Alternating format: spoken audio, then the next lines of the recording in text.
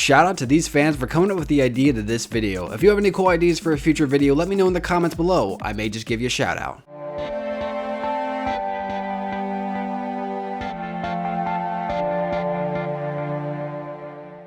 What's up my net soldiers, I'm the Net Alliance, and today we have a very special video, the likes of which I've never done for my theories. This is part 2 of what if Jango Fett survived the Geonosis Arena in Attack of the Clones. Now since this is a part 2, that means that there is a part 1, so I do recommend if you haven't seen that, watching part 1 first. There will be a link to that video on the top of the screen and in the description. So after you saw part 1, come back and check out part 2. Or don't check out part 1, you can do whatever you want, it's a free country. But fair warning, you may be a little lost. Also, as with all my theories, this is just my opinion, so let me know your opinion in the comments below. So without further ado, let's begin where part 1 left off. On Felucia, both Jango Fett and General Grievous ran at each other. Though Grievous had some of his internal wires scorched, his overall form was near the same. They came inches from each other, and he swung his blade. Jango managed to duck his head down, narrowly missing the lightsaber. He rolled behind Grievous, planting 2 blaster shots into the cyborg's back, but was then swiftly kicked in the chest, knocking him backwards a couple feet. As he landed, Grievous launched himself towards the bounty hunter, slashing his lightsabers down. Jango rolled out of the way and rocketed in the air, firing more and more blaster shots. The general dodged the bolts by running into the lush vegetation of Felucia. Fett landed and saw his helmet across the clearing. He figured if he can regain his helmet,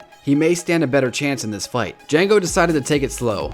He kept his eyes peeled and his ears sharp, waiting for any sign of Grievous. Fett had fought in many battles and had killed many foes, but he had never faced an enemy such as General Grievous. Though his body was made of metal, he moved fast and steady like a Nexu. He came even closer to his helmet. It sat only a few yards away. Suddenly, he heard a branch snap behind him. Fett turned quickly as he was slashed upon the chest by General Grievous's lightsaber. His Mandalorian armor had an extremely high melting point, so it is believed to be lightsaber proof. To a point, it could withstand a lighter hit from a lightsaber, but if it was a strong enough blow, it may manage to slash right through it. Thankfully, Jango's armor managed to stop the strike from being fatal. However, the lightsaber did not cut through him. It hit him like a bat, knocking the wind out of him and sending him back a few feet. Jango gasped for air as Grievous skulked over him, leveling his blade with Fett's neck. You were never cut out to be a general, bounty hunter.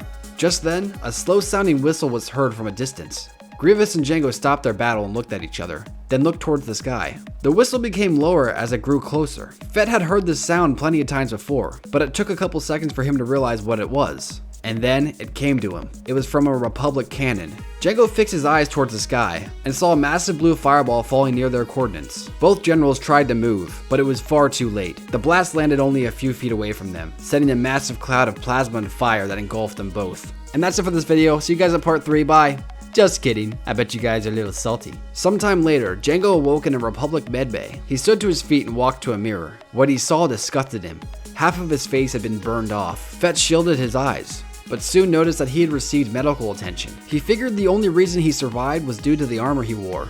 It must have taken the brunt of the blast, due to the fact his armor is completely missing. The bounty hunter then realized that he had to get back to Boba, just in case Grievous survived as well. He snuck out of the medbay and found a speeder. He then left the Republic-controlled area and headed for the Separatist territory. Upon his return, things seemed relatively normal. In fact, it seemed as though Grievous did not return either, for had he, the battle droids would have killed Jango on the spot. He took a transport back to the capital ship. In his head, he was tired of war. He was just going to grab Boba and leave forever. Upon the ship, he did just that. Jango and Boba packed what they could. He equipped his secondary armor and headed for their ship in the cruiser's hangar. They prepped their ship as Boba saw Grievous enter the hangar from outside the window.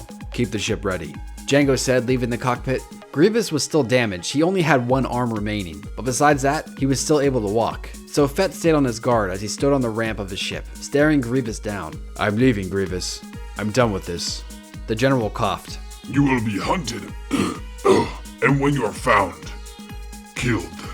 Jango's ship began to rise as he looked towards the decrepit cyborg. "You'll have to catch me first." Fett then walked in the ship as the ramp closed. Then, both Jango and Boba took off out of the hangar, soon after launching into hyperspeed, leaving the Clone Wars behind forever. Now you may be thinking, oh, that's the end, I can get out of here now, but wait, because not only was this video the very first part 2 I ever did, but I also decided to give you an alternate ending for those of you who like more death and destruction. So, here we go. Jango and Boba took off out of the hangar. Jango thought it was weird that Grievous didn't try to stop him, but the general was still pretty beaten up, so that could explain why. But Grievous wasn't one to not get the last laugh. It was then Jango heard a strange beeping noise. He followed the sound to the next room. The noise was coming from an unknown crate. Fett didn't recognize the crate, but he noticed it had a separatist insignia upon it. In Jango's head, it all made sense now. Why Grievous didn't stop him and why it was so easy to grab Boba and escape. Because Grievous planted a bomb on the ship. Jango turned towards the cockpit and yelled, "Boba!" Just then, the bomb went off, exploding the entire ship, killing both Jango and Boba. Grievous watched the explosion from his cruiser's hangar. He turned away laughing. Stupid bounty hunter. So this is the end of this theory. There you go, you got two alternate endings to pick from. We have the nice Star Wars ending and then we also have the Game of Thrones ending. But of course, this is just my opinion. Let me know what you think would happen in the comments below. Please remember to like and subscribe for more videos, and until next time guys, I'll see you tomorrow. Peace.